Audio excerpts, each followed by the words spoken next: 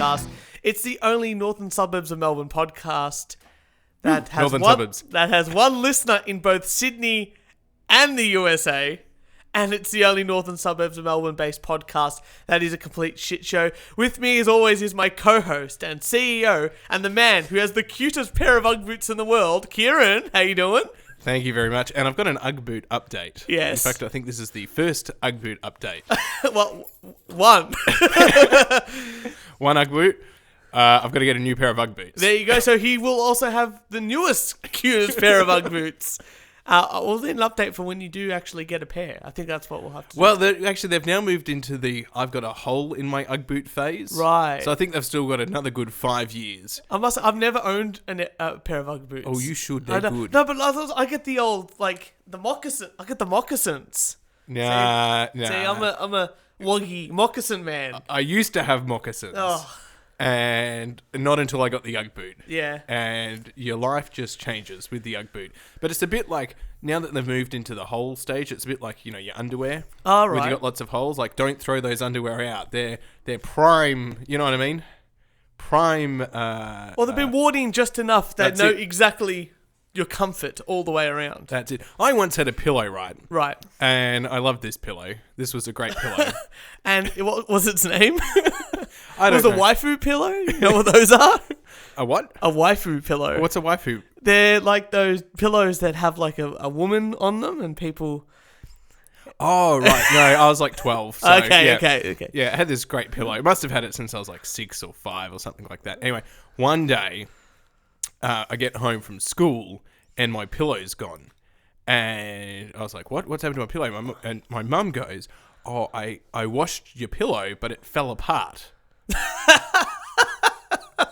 Right, that's pretty impressive. I didn't speak to her for about 3 weeks. That sounds like you. She took me pillow shopping, and I had to test all these pillows out of spite. Like, I'm going to make this a really long time. You know what? Testing pillows and testing beds like that. Like, how can you gauge? Like, you put your head on it for what? 10 seconds, 15 seconds? How can you even gauge if it's a good pillow or not? I know, exactly. Even like beds. Like, you sit on a bed for a minute, mate. You lie in a bed for a minute. It's got like a million beds. How the hell do you know? You've got to go into the store. I think the Chasers War and everything did this. You've got to go into the store and you have to try the bed yourself. Just sleep on it for an hour. Try to get a good night. Like I had a good nap before this podcast. Yeah, well, it's always important, isn't it? Well, speaking of sleep. Yes. I have a rant. Okay. Rant me up, Scotty. So...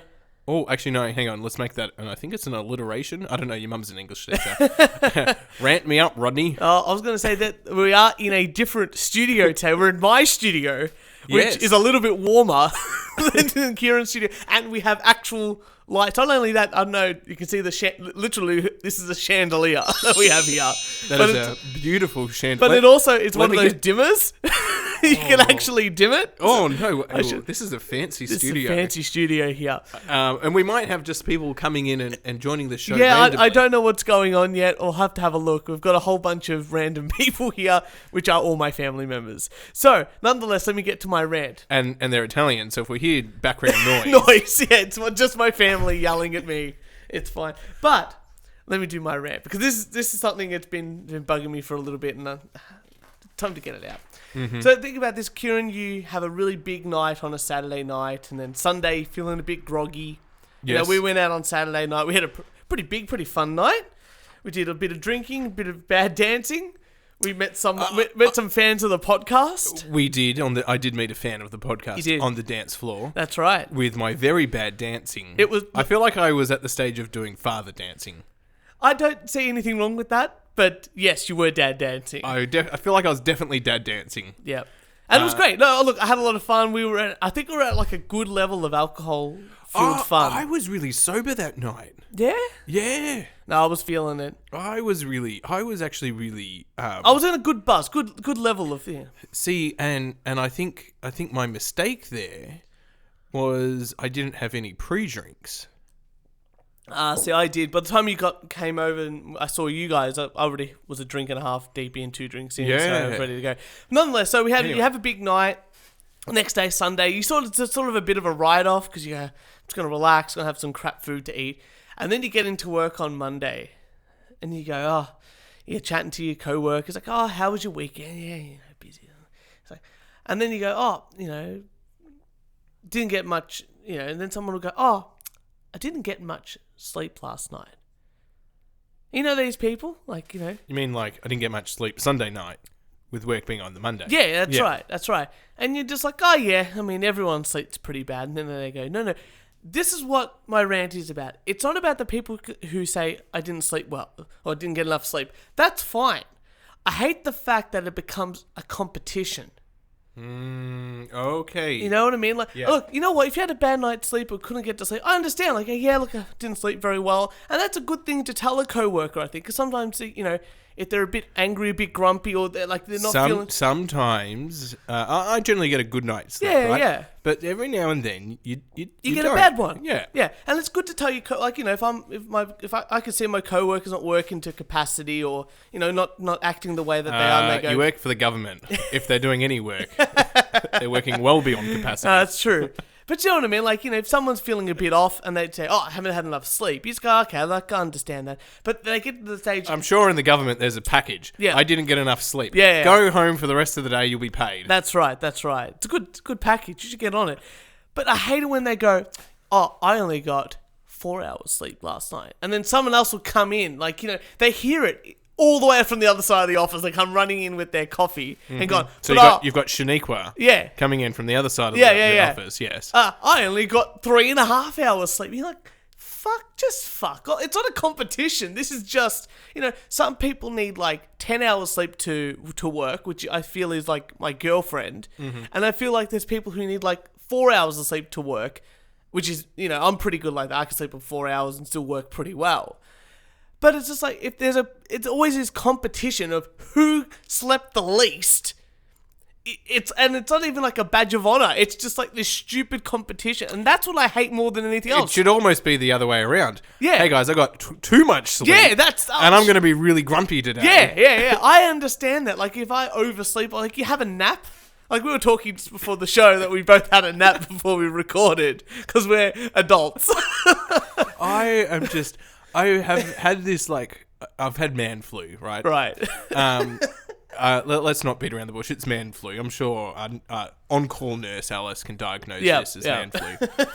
She's going to kill you. And I was like, I got to the weekend and it was almost like I was like a kid, right? You're definitely sick Monday to Friday because school's on. And then the weekend comes and you're like... You're ready to go. You're ready to have fun. I'm all good. Well, it sort of was like Saturday. I was like, I've beaten this. Like, this is great. I woke up Sunday like, I feel not hungover, but just tired, just like tired, fatigued, and then it's just this cold. Anyway, today I was like, I'm having a nap. Yep, it's a solid. I only had a 1 hour nap. No, that's all you need though, like a little power nap. How long did you have? I think about the same, about an hour. I want to know specifics because I want to beat you. I want to say that I had less.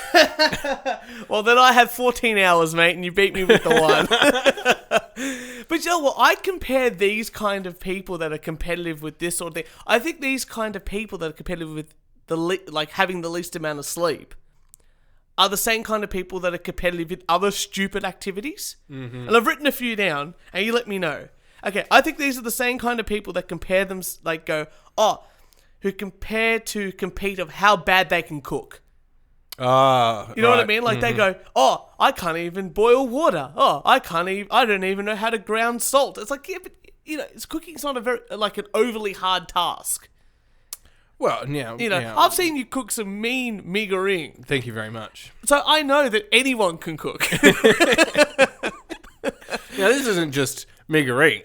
This is gourmet meagering. This is meagering with chili stag. I've heard that, yes. This is meagering I've seen the episodes now. I've seen the episodes now. I know exactly what's going on in that kitchen, and it is not good. Nonetheless, but I think it's that same sort of competitive nature of something so trivial, something so stupid, but people are so proud of it. And not remember back in the day, and I'm sure some of our lovely older listeners will understand this, but even us, like people who say, "Oh, I can't even program my VCR time, the time on the VCR." Oh, You know what I right. mean? It's like, "Oh, I can't do that." Like that's how stupid I am with technology. I can't change my car clock to daylight savings. Daylight savings time. You're like, "Oh, dude, like it's not that hard." Like, press the menu button, press the time button, or see you see this is very interesting, right? Because you work with government people, so they're probably stupid, right? Yeah. See, I work with intellectuals.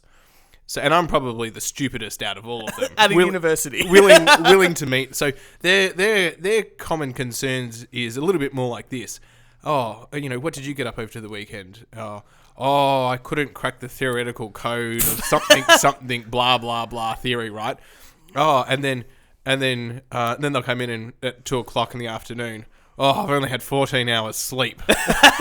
Yeah, maybe that's why you couldn't crack it, buddy boy, because you've been sleeping for 14 hours, But but going on from that, this is the final type of people I lump into this category. Because I think it's the same people that do this. Because I think because they haven't had enough sleep and they can't Google, they can't program their VCRs and they can't, they don't know how to cook. Let's just say you're sitting on your phone or sitting on your laptop doing some work. And someone will come in and they'll see you on your laptop, see you on your phone. They go, "Hey, can you just Google something for me?" I think all of these people are the same kind of person. Wait, what? I'm in shock here. People ask you to Google something? Yeah. You've got a phone on you. Yes. Google it yourself. And that's what I mean. Like, they're like, "Oh, I'm so time poor because I haven't had enough sleep. I don't know much about technology and I can't cook." Oh, this person's obviously doing things right because he knows technology and he's comfortable and he looks like he's had enough sleep. Let me ask him to Google something. And I don't understand this because do you remember that? Do you remember that? Have you ever used that site called "Let Me Google That For You"? Have you ever seen that? There's a site called "Let Me Google That For You"? Yeah. So what you do is, if someone goes, "Oh, what's like," if someone asks you a very easy answer, you can. And they go in and you talk like via email or something. You can go into this site called "Let Me Google That For You," and then it comes up with basically like it looks like a Google homepage. And you type in what you want, like the question. Yeah. And then it gives you a link, and then you send that to that person.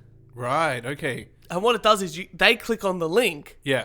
And it opens up, and it comes up with a Google screen that slowly types out the question, and the mouse drags across the screen slowly and clicks Google, and then it comes up with just the Google responses. Right. I'm going to show you this because I think that you're going to be using this quite a bit because this is one of these magnificent pieces of technology that I've used a few times. But the great thing is, like people our age, like like people under 40, I'd say, go, "Oh, that's funny." Like it's being sarcastic, being really annoying me. But people over 40 who don't know computers go, "This is great, it's doing it for me."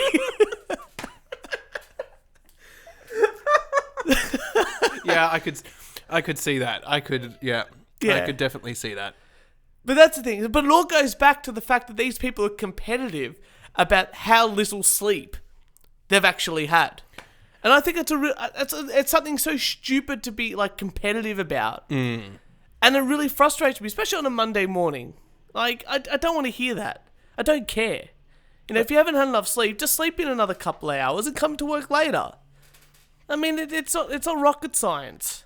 And I'm sure the government would allow that. Oh, yeah. You just work your own hours. Like, as long as you don't come in this is why Parliament question time starts at 2:00.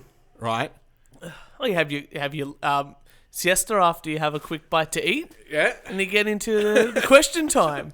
So they can have a sleep in if they want. Well, you got to have a sleep in. I mean, Yeah, what sort of weird world are we doing here? Right. Okay. Now, shut up for a second, Turch. I'm shutting up for a second here, Kieran. I think I've told you this. I'm now in the city. I'm now catching the train, and I think last time I updated you,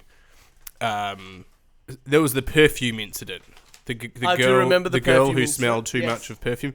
Well, I'm not sure if this is what regular people face on day-to-day on their day-to-day travels, but I feel like my eyes have been opened up.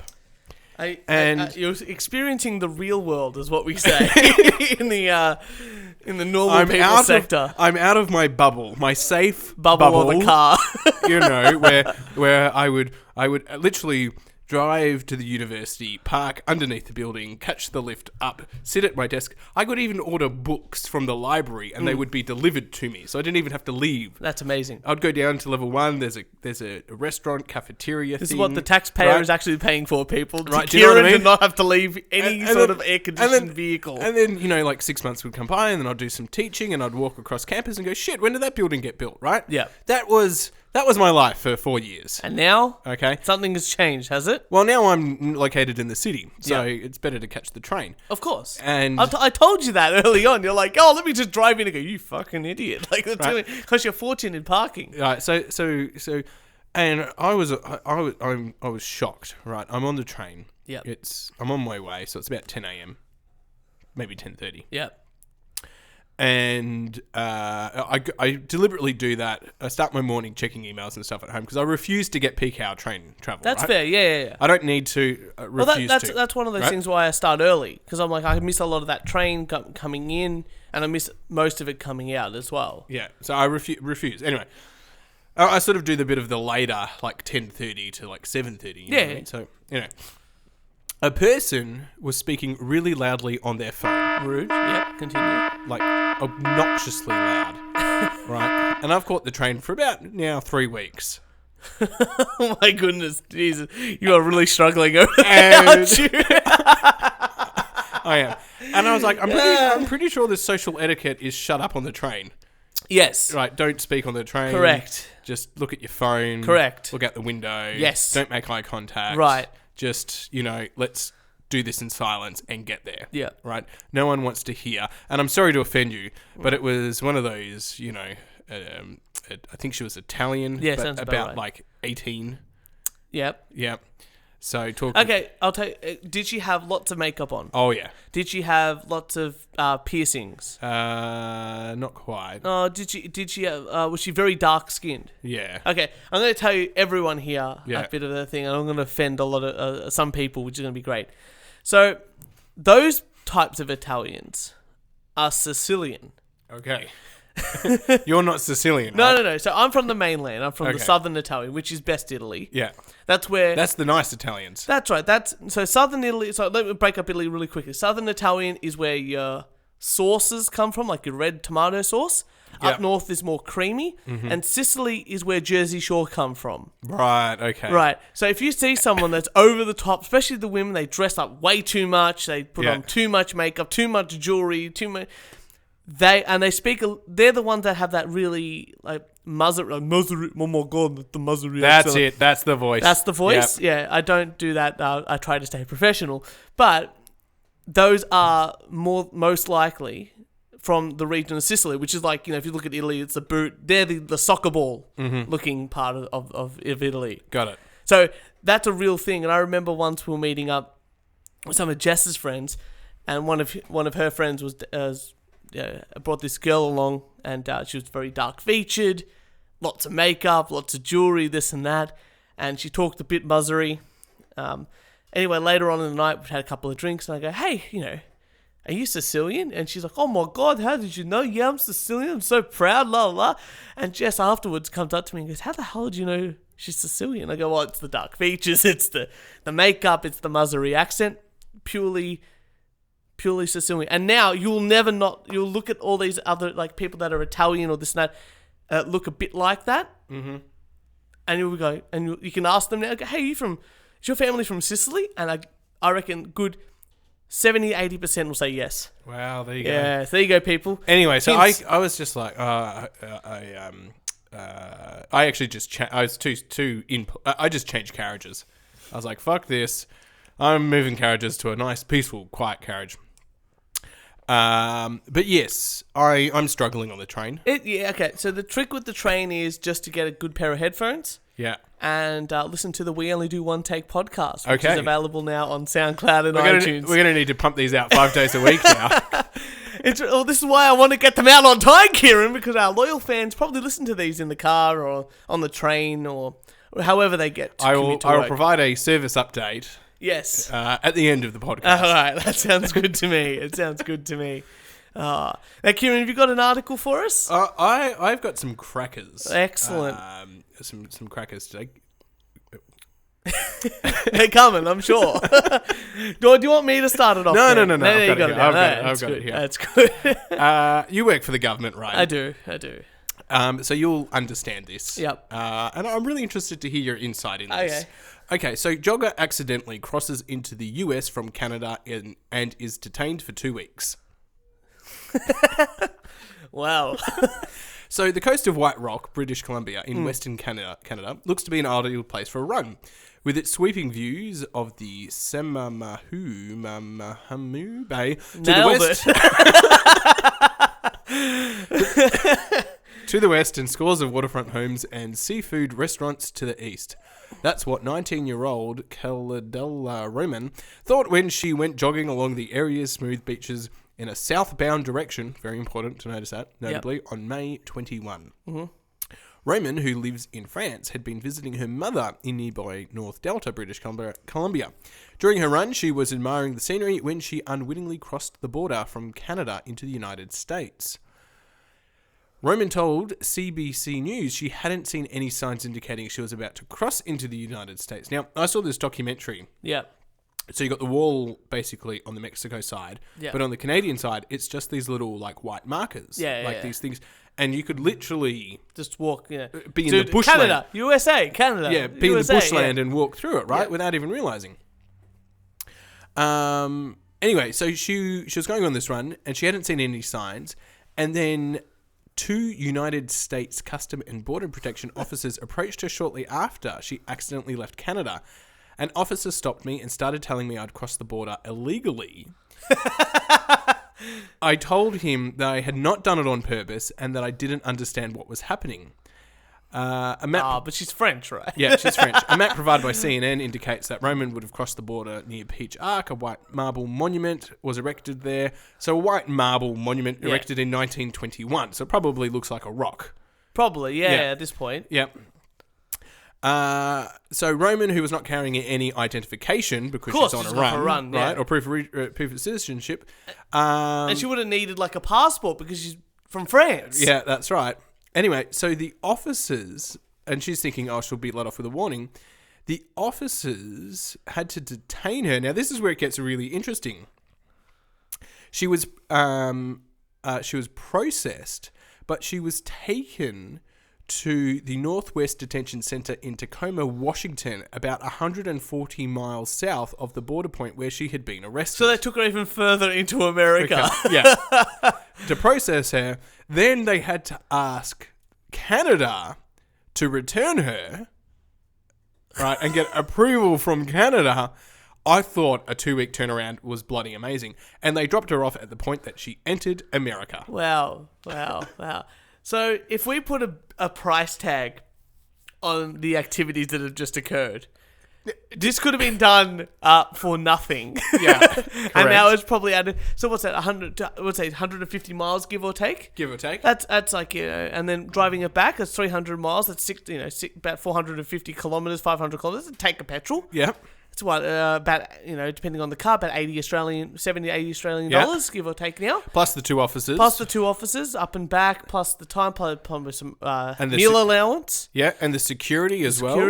So that's like probably over the 2 days, 2 weeks, was it? 2 weeks. That is probably, with all the paperwork and the marking and the software, that's probably a $20,000 exercise for someone who just wanted to go for a jog. Yeah, I know. The simple thing is like turn around and run back. Yeah, isn't they're not going to catch you? Obviously, there's no one at Canada going, "Oh, you can't enter." Yeah. Right. So there you go, people. If you want to escape to Canada, apparently it's real easy. You just keep walking. I just was like, that is government bureaucracy gone mad. Oh, that's just fantastic. That is.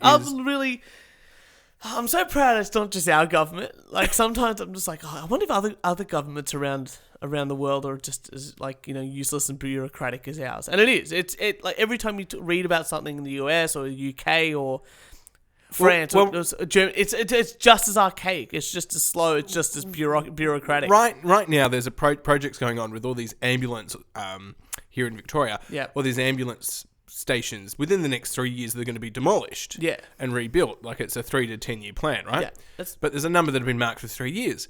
But the government, the department has got a budget and they need to spend it before the end of financial year. So there's a number of these stations about to be demolished, so they're being repainted. Yeah. You got to do that. I mean, I was just like, what? Yeah, because otherwise you've got to request from Treasury to carry that money over, and that's actually a harder process half the time than it is just to use it. So there you go. That's some real numbers there. Government taxpayer money at work. Efficiency is what government is all about. That's efficiency. Right. That's right. Well, from local governments like that to the world stage, Kieran, it's my absolute favourite time every 4 years. It is the World Cup. I've just talked about this before. Now Australia's playing tonight. It's a very exciting. Right? It's a very exciting time. So we'll talk about Australia first. Okay. So as of this point of this recording, Australia lost their first game against France 2-1, which is actually not a bad result. I think we probably could have got the draw, but this new VAR, video assisted ref thing, not a huge fan of it yet. But we'll see how that goes. But then, it did help us out in the next game against Denmark, where we drew 1-1, which actually puts us into the chance, in a chance to qualify into the top 16, which is the knockout stage, which is amazing, which would be fantastic. So for Australia to get into the top 16, we have to beat Peru, who we are playing tonight at midnight, and France have to beat Denmark. Even if they win by a goal. So Australia wins by a goal and France win by a goal, then we're in. All right. Which is really exciting. Will France beat Denmark? I think that they will. Yeah. When are they playing? They're playing, I think, at 3 o'clock in the morning. Okay. So they're playing after us. Yeah. Will Australia beat Peru? What are our odds? Depending on the team that the coach puts out, I absolutely think we can beat Peru. Especially judging from our other performances against the other teams, I think we're really hitting our stride now. But Australia's weakness is the first 15 minutes of the game. We go into the first 15 minutes of the game. Sounds like my Monday night basketball team. Yeah. Like the first 10 minutes, 15 minutes, Australia still looks like they're warming up. But after that, but that's the thing. Like the last two games that have happened, that's when the other teams have scored. Okay. And then Australia play on the back foot, and suddenly they're alert, they're awake, they want to score, they want to do a whole bunch of stuff. Right. Okay. So we need to. I think the coach needs to go in and go straight into the game and go. We are losing 1-0. We've got 45 minutes. Go and win. And we've got to motivate the boys to do that sort of stuff.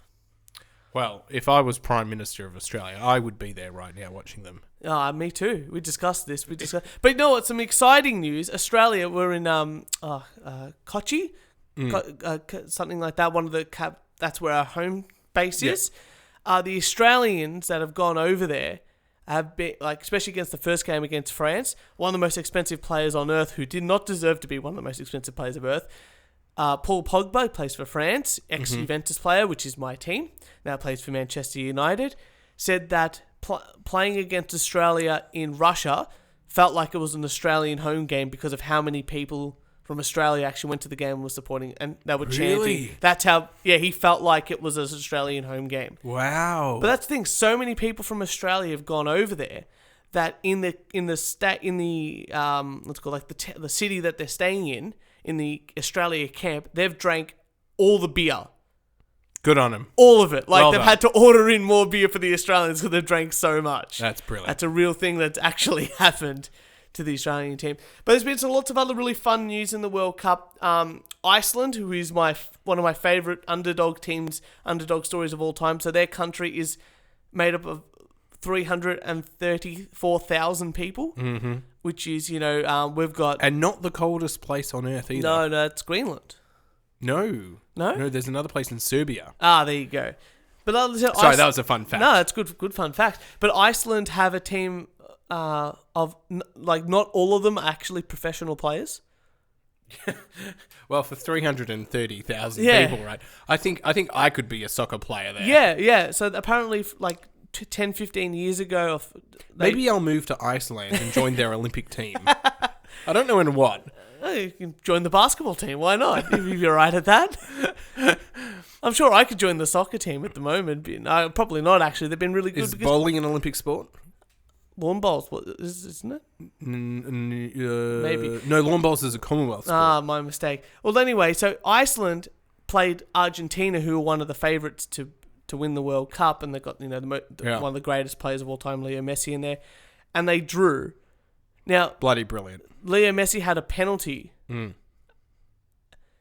the goalkeeper he saved the penalty, and he is not a professional player. Yeah, he's a full-time a film director, right? And goalkeeping is like his second thing. And one of the other players, I think from the defense or midfield, his full-time job that he had to take some leave for to go to the World Cup, he's actually a dentist. That's brilliant. So that's something that's also happened. But the article that I wanted to bring in, which I found the most exciting thing about the World Cup so far, are the Nigerians. So the African teams, I think Africa have Nigeria, they've Cameroon, but they've got a couple of teams in there at the moment. So I just want to point something out. Right? Yeah. USA didn't make it to the World Cup. That's correct. Right. And I know you can't compare, Group D with Group A or whatever Nigeria's in, but Nigeria made it. Yes, because America has a population. No, because they play. Because America will play against Brazil. Yeah, to get in. I know, but right? Africa only plays against other African countries. I know Africa only plays, right? But let's not get bogged down in the technicalities, right? But America's got a population of 400 million, right? What's Brazil got? They're actually a pretty populous country. Yeah, but they can't have 400 million. No, I don't think so. Right? No. But I know what you're talking about. The USA should be in. Well, it just depends on the group that they get in to progress. But the USA team have been okay. They're kind of like Australia. They're sort of been lumped in with a lot of other really good teams. Like even this time, we're sort of lucky to get in. But compared to countries like Japan, where soccer is like one of the most popular sports. It's like Australia, popular sports are rugby and AFL. In the USA, it's baseball and NFL. Don't make excuses for them. But I just want to rip into our USA listener. Well, they didn't make it, but neither did Italy. So you know what I mean? Like I can't really do. Shock question. Yeah. Are more of the Australian soccer players from Melbourne or Sydney? Melbourne is the correct answer. There you go. I'm going to say Melbourne. I was actually trying to think, and I think most of them are. More of them are from Melbourne than Sydney. Yes. Yeah, take that, Sydney. There you go. But Tim Cahill, I think, is from New South Wales. Yeah, but he's got a house in Melbourne, so he's a Melbourneian. That's true, actually. That's actually true. So nonetheless, Nigeria is my favourite team from the African nations at the moment because they've done something that I didn't think any country would be able to do. So Nigeria's symbol is the chicken.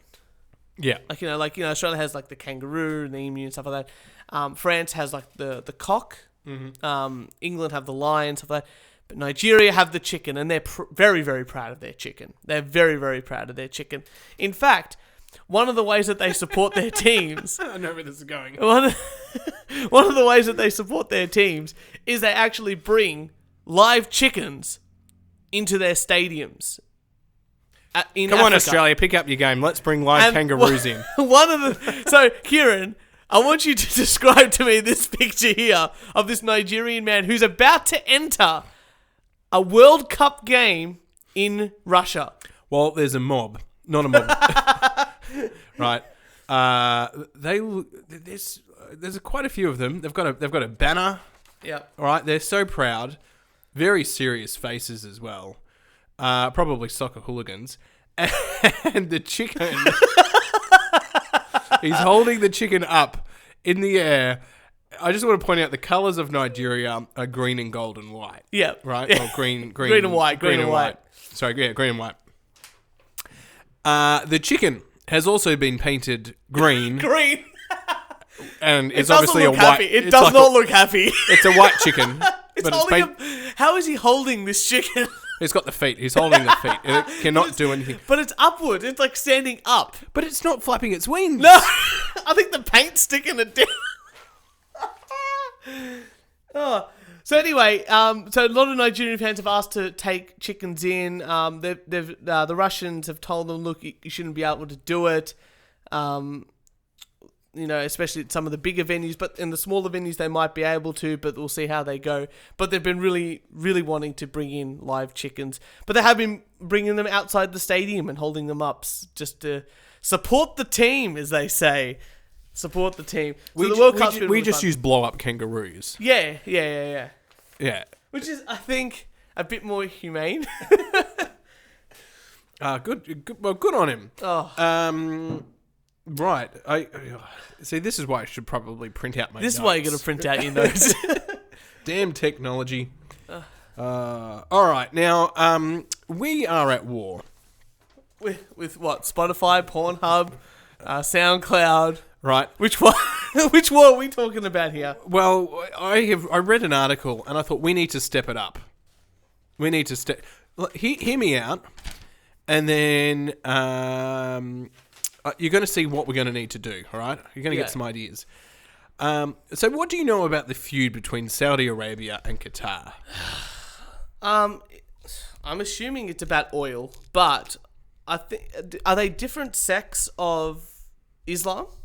Oh, look, I don't know. Is that what we're talking about? Or are we talking about something a bit more? Well, about a year ago. Yeah. About a year ago, Saudi Arabia, Egypt, a few other countries were like cut off ties with Qatar, right? Right. And Qatar Airlines couldn't fly their airplanes through their airspace. Makes sense. Yeah. Right? Yeah. So they completely cut them off, right? They've had a feud. Well, Saudi Arabia is moving forward with a plan to dig a canal that would physically enshrine its year-long rift with Qatar by turning the emirate from a peninsula bordering the kingdom into an island. But it gets even better. Right? They also want to dump their nuclear waste in the canal. Oh man, that's just. It's estimated to cost $750 million to build. So they're like. Sorry. The canal would be 60 kilometers long, 200 meters wide, running. Jesus Christ! Yeah, 200 meters wide, running the entire length of the strip of the Saudi territory that borders Qatar. And currently, 5 people have put in for tender applications. Tender applications close in the next few days. We should put one in. I've got like 4 guys and a couple of shovels. We got this. That's incredible. So they want to dig a trench so big that Saudi Arabia is no longer connected to them. Correct. And then fill it with nuclear waste.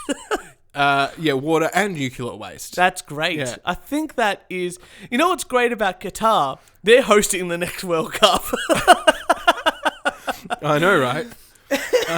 So I'll just show on the map there. Oh, yeah, please. This doesn't help our listeners. No. But there's Qatar. Yeah. That little block that sits out there, right? And then you've got the rest. So basically, Saudi Arabia is going to dig between there and there. Right. So Saudi Arabia's just going to cut them straight off. Yeah, so they'll become an island. Yep. And I know to people listening there, just pull up a map. Google Maps, type in Qatar, right? And you'll find it. But everyone around them, it's like Bahrain, Egypt, I think like Kuwait, Iran, have all cut ties. All cut ties. Yeah, I wouldn't be surprised. If anyone is sort of thinking of what would it look like, think of Italy. Everyone knows where Italy is on the map. Yep. Think if they just dug a trench right across and left Italy as an island instead of connected to the mainland. Basically, just imagine if the Roman Empire would have got so sick of like everyone else. I think they didn't do this. There was a few other kingdoms back centuries ago. Yeah, how's that for a dummy spit? That's great. I'm very. Mate. That is like. Yeah, I think maybe Trump should do that. Don't build a wall. Just dig a trench. 200 meters wide. Nah, look, he's happy with his 10 feet, 50 feet wall, 50 foot high wall. He's doing pretty well. He's having a great time over there. Do you have any Trump news for us? I don't. But you know what I do have, Kieran? And this podcast is becoming more about this than any other news. This is some podcasts always have like a recurring theme. Yeah. Our recurring theme is sex robots. Yeah. So we've got another article here about sex robots. So a famous sex robot can now refuse sex if she is not in the mood. How does a robot get in the mood? I'm sorry, I don't understand This is my first thing. So anyway, Samantha, the now famous sex robot from creator Dr. Sergi Santos, has been given a major upgrade. She is now able to refuse sex from her human partner if she is not in the mood or is feeling disrespected. The upgrade will allow Samantha to enter dummy mode. An unresponsive state due to a variety of reasons, including an overly aggressive partner.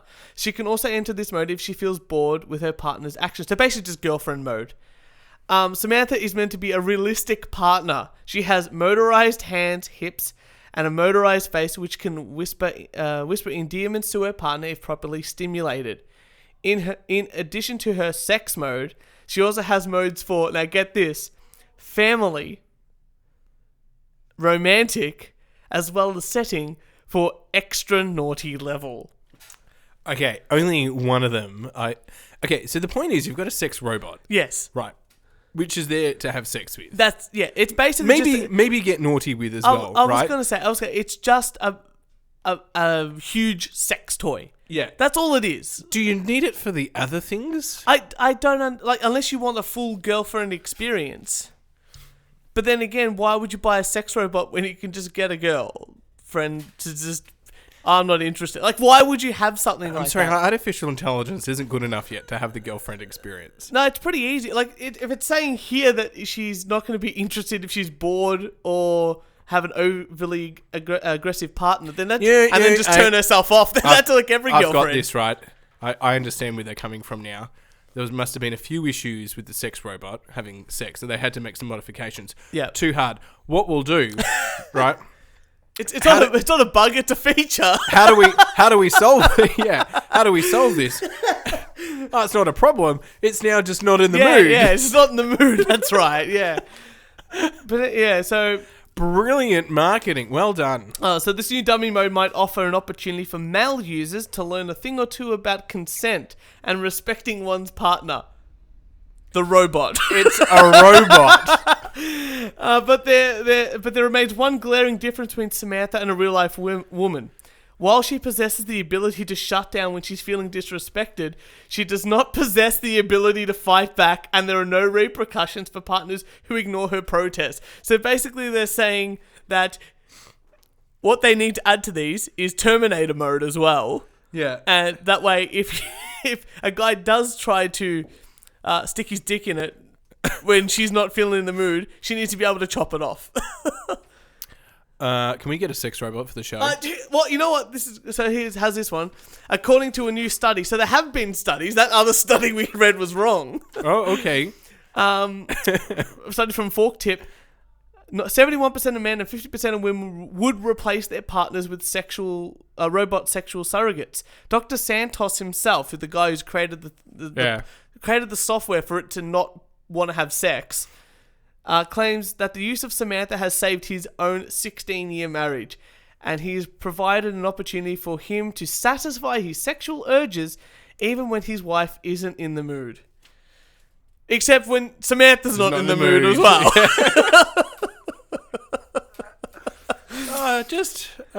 So anyway, do we have any stats on how many they've sold? Well, this is the thing. So Samantha is on her way onto the open market. The actual release date has not been named, but they will be priced, and I'm assuming this is a US site. It's a US site from memory. Is $4,700 US. Okay. So that's about $6,000, give or take. Yeah. Australian. Yeah. So there you go. So $6,000, you can get a piece of plastic with some robot things in it that you're meant to have sex with, but can tell you it's not in the mood to have sex with. It's probably still a lot cheaper than having a girlfriend. You got to do dinners, you got to do shows. Yeah, you can't just hose down a girlfriend. Look, I want to talk about heroes. Can we just talk about Samantha, the sex robot? Kind of hero. Turch, you like pizza, don't you? I'd hope so. Do you think Samantha likes pizza too? Well, she's a girl, so yes, she loves carbohydrates. Firefighters respond to crash finish pizza delivery in New York. Yes! Oh! All right, so firefighters in New York decided to complete a pizza delivery after they responded to a crash that injured a pizza delivery driver. A crew from the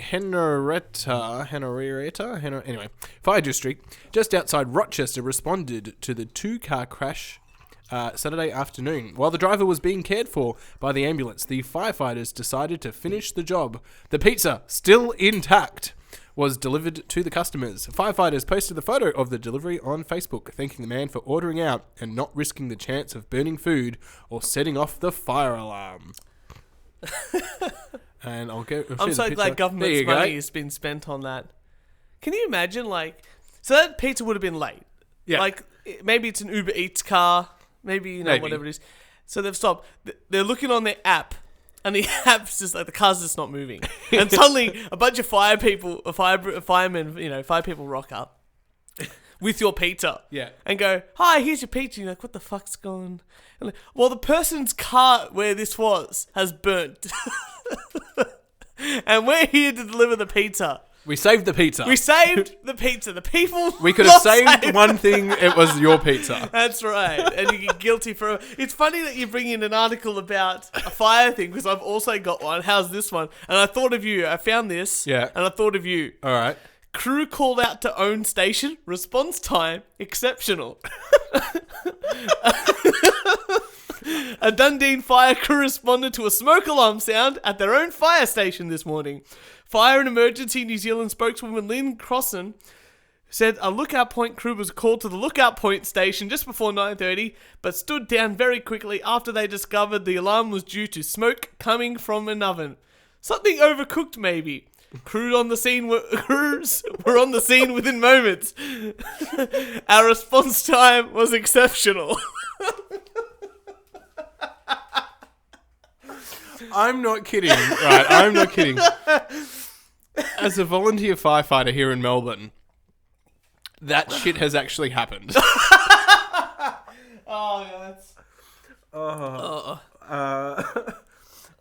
And the funny thing is, right, because you're there at the station, you then have to get on the radio and be like, Vic Fire, St. Andrews Station. And they'll be like, go ahead, St. Andrews Station. Vic Fire, St. Andrews Station. On scene. Yeah. Exceptional. Report time.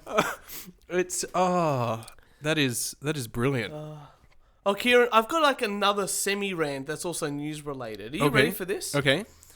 Kieran, what do you know about Kmart? Kmart. Yeah.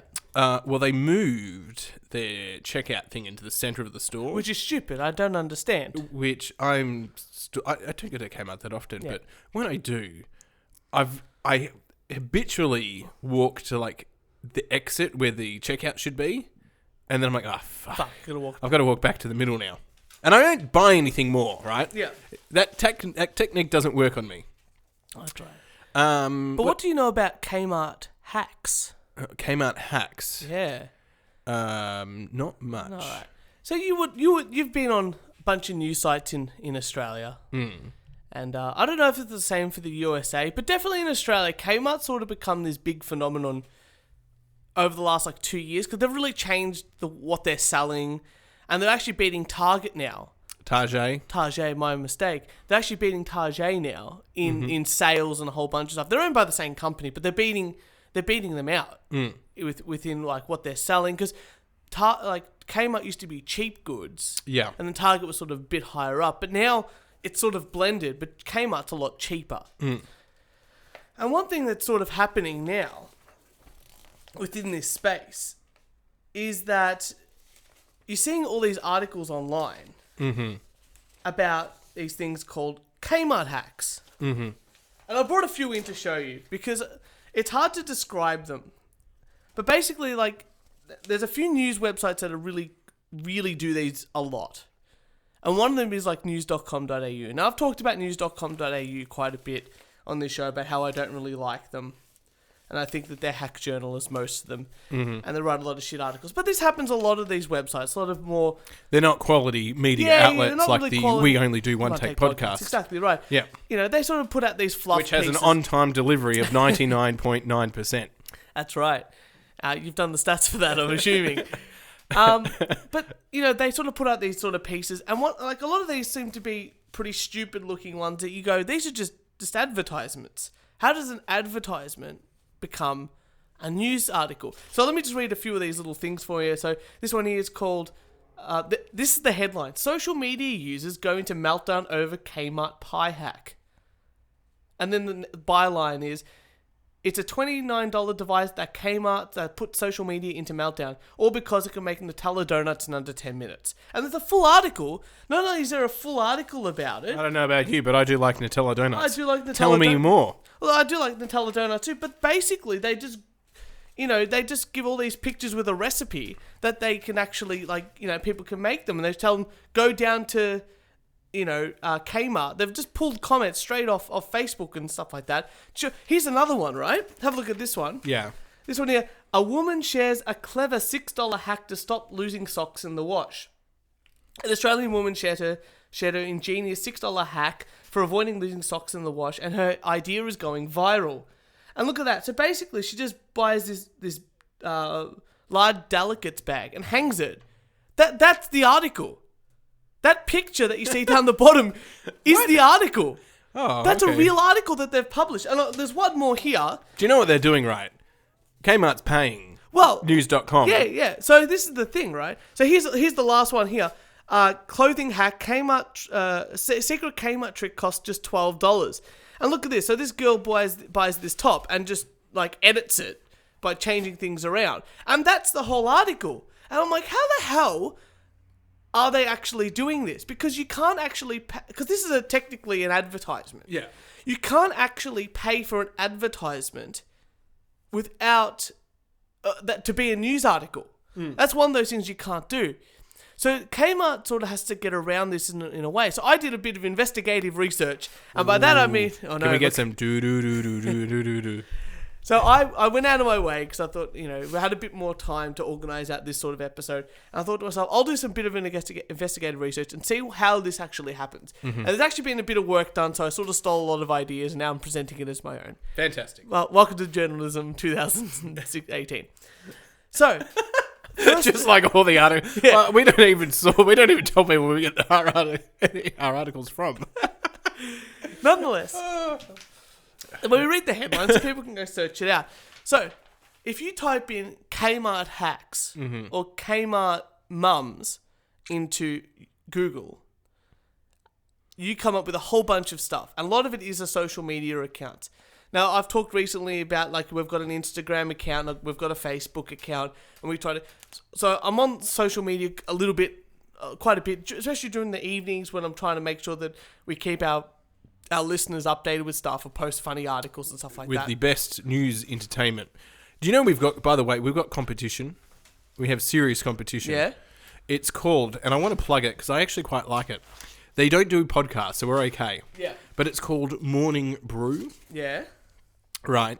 And for those that like to know a little bit about how funny is this? It's an Australian company, but it's based on American news. Right. But it's more related to do with, probably all the people have tuned off now, but it's to do with a little bit like the stocks and then funny, interesting information. Oh, that's cool. It's a really cool little thing. It's really cool. So check it out. I strongly recommend people check out Morning Brew. Get on their email list. They send it out it's for America, so in the morning. Yeah. But we get it in the evening. Yep. But I'm really enjoying reading it. There you It's go. about a 5-minute read. Perfect. That's all you need. And it's a good little updates. Yeah. So going back, like I said, I did a bit of research looking around this and that, and I found this Facebook group, and it's called Kmart Mums Australia. And look at this. This is literally the first thing I found on this Facebook group. Remember I was telling you about the article about the Nutella donuts? Look at that. Oh, that looks like the same picture. That is exactly, not only the same picture, but the exact same words and exactly the same comments when I had a bit of a read of the comments. Mm-hmm. So I'm like, shit, what the hell's going on here? This is ridiculous. They've literally just posted, they've just found something they found on this one web page. And and it's the same for all when this I sort did of my stuff. media training, Yeah. right? We got told, by the way, write the article for the journalist. Definitely make sure you put ends at the end because they'll probably just copy and paste it. Yeah. So there you go. So going here, these are other 2 items that are on this site. You know, I've got a few dates and stuff like that. But these, if you look them up, if you type in Kmart hacks, news.com or any news site, news, and then type in the product, you can actually find articles of these products that are hidden advertisements, and with people saying that these are hidden, you know, hacks that mums have found that only cost a couple of bucks. Now, Kieran, you were saying before that Kmart actually pays this. So, well, I suspect they've got some kind of arrangement where they're not directly paying for the articles, but Kmart is making a payment somehow. And you're absolutely right. So what happens is they find these Kmart mums who have bought a product in the past. And usually people like buy a product and really love it. They'll tag like the shop that they bought it from, or especially on Instagram. Like Instagram's really big for this sort of thing. People would use the hashtag Kmart or something like that. They'll find these people with big followings, like 20,000 followers or something like that, and go, hey, would you like to try this product? And one of these people, the founder of Kmart Mums, actually said they flew me, this is a quote, said, they flew me to Melbourne along with 30 other influencers all across Australia and even from New Zealand. And they got to see all these products before they came out. And then when they came back, they sent them gift cards saying, thank you for attending these things. Here's some gift cards if you'd like to purchase them. So what happens is they basically go, here, try these products out. These mums make a post about it. And because they've got so many followers, all these people like it and share it. And then it gets picked up by the media because they're all interconnected. Mm-hmm. And they go, oh, well, you know, all these people are talking about it on social media and their social media fluff pieces that they always write. And Kmart, for the price of a product, which I'm sure cost them nothing, like a deck chair or a $29 donut maker, suddenly get, you know, not only 20,000 people in this Kmart Mums Facebook page seeing it, but they get, you know, all the readers of news.com.au, which is probably, 100,000, 200,000 people a day sort of skim. It's all win-win. Oh, it's amazing. Yeah. And it's all perfectly legal, obviously. But, you know, this lady here, Melanie Grace, she was interviewed by Current Affair. I know it's not the best news source, but but apparently she's been gifted approximately $60,000 worth of goods just because she's been doing these posts. You know? It's absolutely insane. So what you're saying is we need to find some Kmart mums. We need to bring them here. They need to see the show. They need to see the show. Yeah, they need to watch the show. They need to write about the show. But you know what? We'll send them some gift cards. You know what? It's companies like this that can like go, yeah, we're going to spend very little cash, very little outlay, and let everyone else do the work. You know, because people love free shit. Let's face it. People love free shit, especially when there's a price tag attached to it. Like, you know, if they go, here's a free gift card for $100, $100 to Kmart is nothing. Because they're going to get, you know, $50,000 worth of advertising for nothing. With other people doing all the work. I mean, you know, that was not even a donut maker, that $29 device. And people use it to make Nutella donuts. That's something that they didn't think of. That's someone else thought of. But they're profiting heaps off it. Genius stuff came out. I'm on their side. Absolutely genius stuff. No, genius stuff. I just don't like it. I don't like it that this has become the state of the news and journalism. Well, that's why you should check out an official sponsor for tonight's episode. It is Morning Brew. Go to www.morningbrew.com. I think that's the actual website. I haven't checked. I'm on their email. Anyway, they get on the RSS feed. It's always important. Great stuff. Every night you get the Morning Brew, and let me just read something out right now from Morning Brew. Today they are talking on June 26th. Don't date the show. Did you know that Instagram stars can earn money for promoting brands on their account? Oh, you can't make this up. Sorry, that's the first thing. Even if they aren't human, Lowell McClure has over 1 million Instagram followers, and she's a computer-generated image CGI. That's amazing. You get the stocks. You get what's happening on the US markets. You get some Harley Davidson, a case study on the trade war. That sounds interesting. I'll read that tomorrow morning. You get to see. I've been following like the AT&T merger with like Warner Brothers or something like that. Interesting. It's been interesting hearing those updates. Uber's London showdown. Drinking wine is easy. Choosing wine is hard. Makes sense. Yep.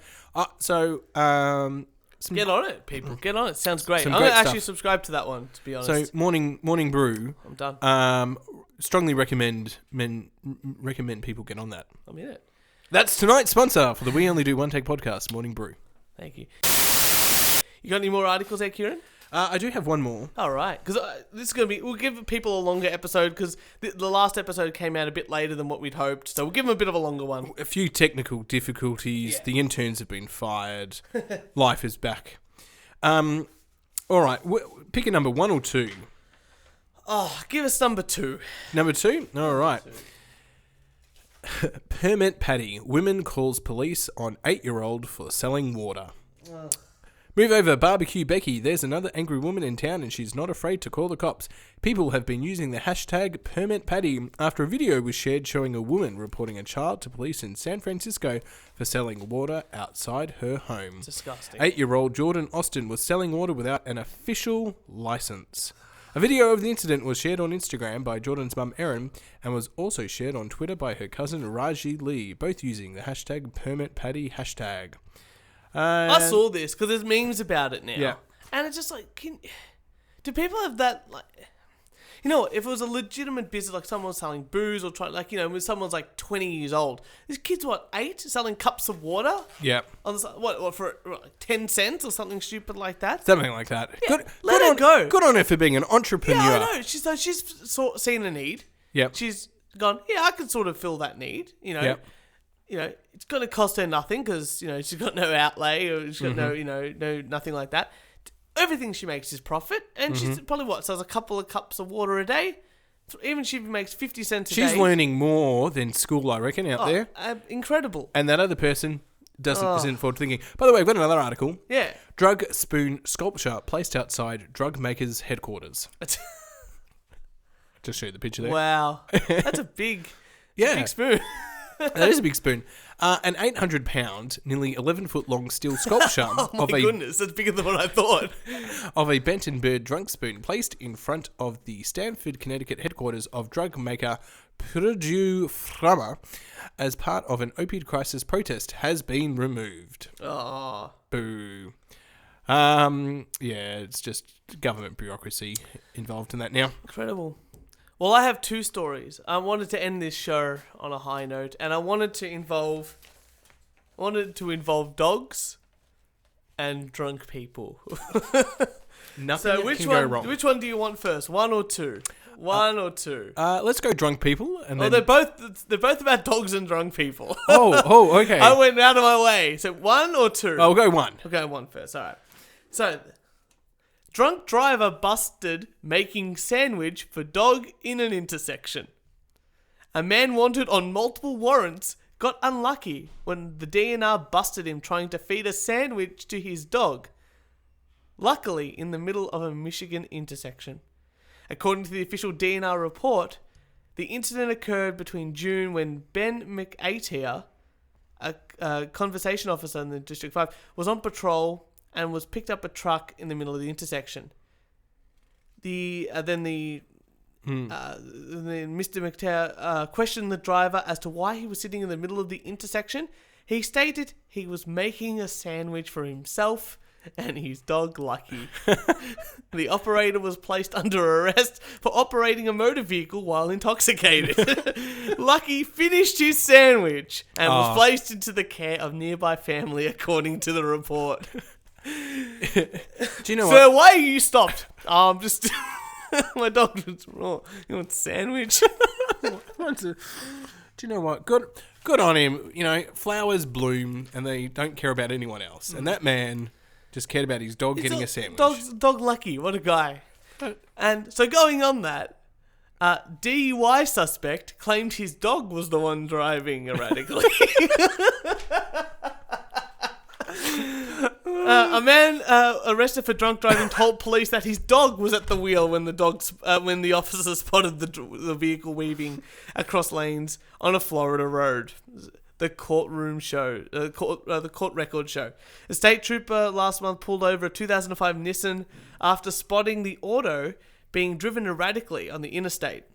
Maybe the dog was driving it. Maybe the dog was driving. The cop contacted the driver and they detected an obvious and distinct odor of booze coming from inside the vehicle. The motorist dogs should never drink and was drive. lethargic, slurring words, and had a red, very glassy and bloodshot eyes. And in the front and the car's front passenger seat was an open bottle of Sailor Jerry spiced from Good Choice. But before performing a series of field sobriety tests, Garrett asked the troopers to give him a ride to his Jupiter home. Garrett then sought to pin the dangerous driver on another party. He then stated he wasn't driving the vehicle, but it was actually his dog. The trooper reported that Garrett was the only occupant of the Nissan. Oh, the dog ran away. No, the dog was not even in the car at all. Yeah, that's what I mean. The dog ran away. The dog fled the scene. Yeah. Yeah, the dog... It could have been the driver. It could have been the driver and fled the scene. My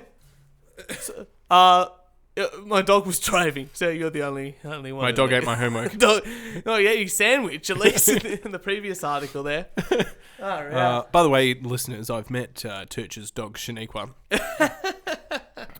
Very cute. She's doing well. Very adorable. She peed for you. She did.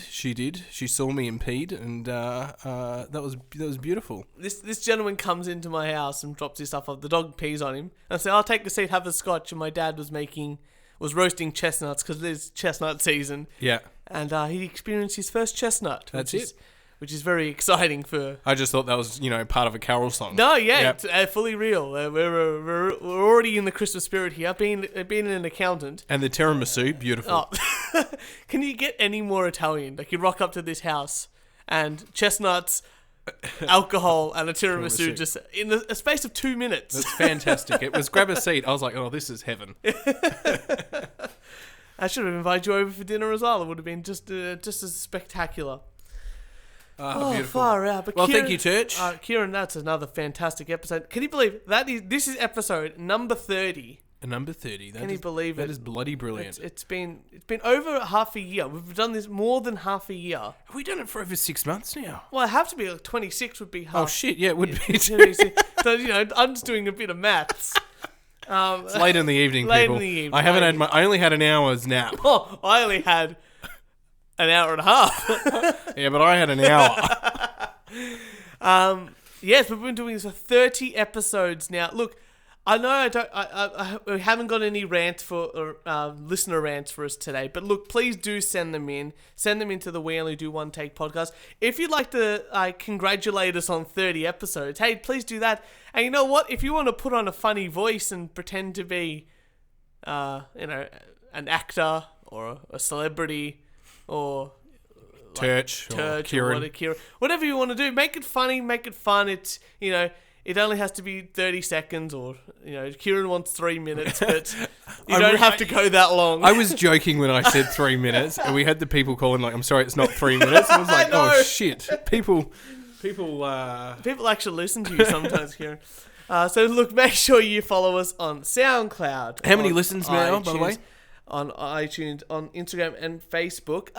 From memory, I think we are just about to hit the 1,800 threshold, which is absolutely mind-blowing since last time we had a look. I think we were just hitting the 1,600, so it's been pretty good. And I think that even iTunes, that doesn't include obviously the iTunes listens, and we've got a few episodes on YouTube as well, some of the earlier episodes. So definitely, adding all those up, easily over the 1,800 listens of and if anyone wants to listen again, go back. I think going back and listening to some of our earlier ones, they're actually pretty good. Every so often I do re-download, or I've obviously got the masters here. Yeah. I do, put them on my phone again and go, I might just quickly, re-listen to some of the episodes, and they're fantastic. I still love them. We've got them obviously on the SoundCloud account, and It's easy just to grab on there, log into our account and re-listen to them. And it reminds me of some of the stuff that we've done. And, this is how we continue to bring, common themes. Quality entertainment. And you know what? If people... Kieran, you've listened to a few older episodes now. If you had to tell people which episode to listen to first, like if people were trying to give... other listeners to get involved, which episode would you say to listen to? The one with the What's in Your Bugle. I love that episode. That's a great one. The one with I can't remember the Nick when we had Traj. Yep. Traj on. I think that's a really great one. I actually think the New Year's Eve special. I think that's got something magic in there. And I was re-listening to that. Yeah. And it's on our special episode. It's also on YouTube. That one that has video. That's the only one that has. And even video. though I'm not in it for that long, because I got called away for an emergency. Yes. That is just quality. Yeah, it's a great episode. That is a great episode. And check it out on YouTube as well, that one. I always tell people, obviously, listen to the latest episode because it gives you a really good feel, because I think that we're a lot better at talking and a lot better at finding fun articles and doing that sort of thing. But anytime we have a guest on, like, on our SoundCloud account, we have a whole bunch of stuff, well, a whole playlist dedicated to having just our special guests, which is really cool. We're going to get another special guest on. We're going to have a look at that. Yeah, we'll get a few more. Coming on up. And then I think anything with Jess is always fun when she came on last couple episodes. Having Niall on is always fun. Oh, yeah, Niall's always fun too. But you know what? If you're into specialty kind of things, obviously the episode with MQ about his rap sort of stuff. Adam with his film stuff. Yeah, that was a good one too. And obviously the first episode of this series with CJ and the Cosplay and Heidi's. Amazing sort of stuff. Definitely check them out. But Kieran, thank you so much for another fantastic episode. All good. Thank you very much. Like I said to everyone before, please follow us on SoundCloud and iTunes. Subscribe to us on YouTube. Give us a like on Instagram, a like on Facebook, and for all your wanking needs, send us your rants onto the We Only Do One Take podcast at gmail.com email address, and we will see all you lovely wankers next Thursday.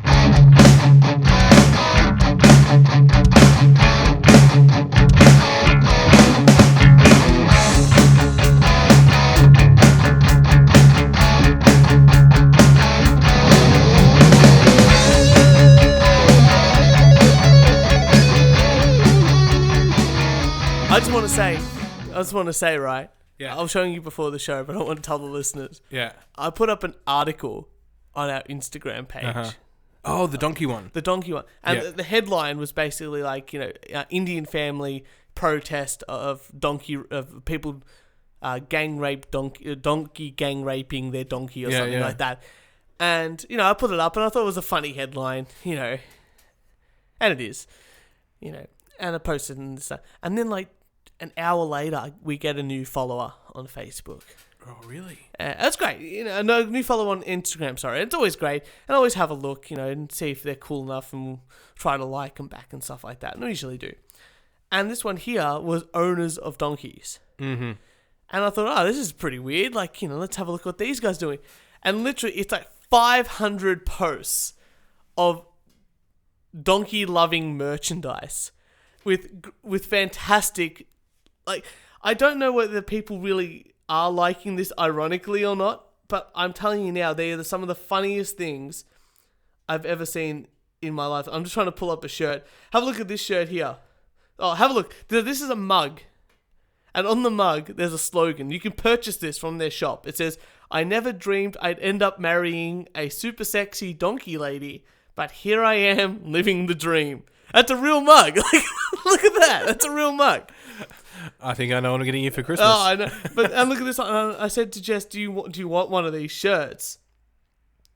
So look at this one. So this is a hoodie. Look at that. And it says, "If you hurt my donkey, I can make your death look like an accident." Don't hurt someone's donkey. Oh. So if you're looking for something fun on Instagram, definitely check out Owners of Donkeys. It's an absolute cracker.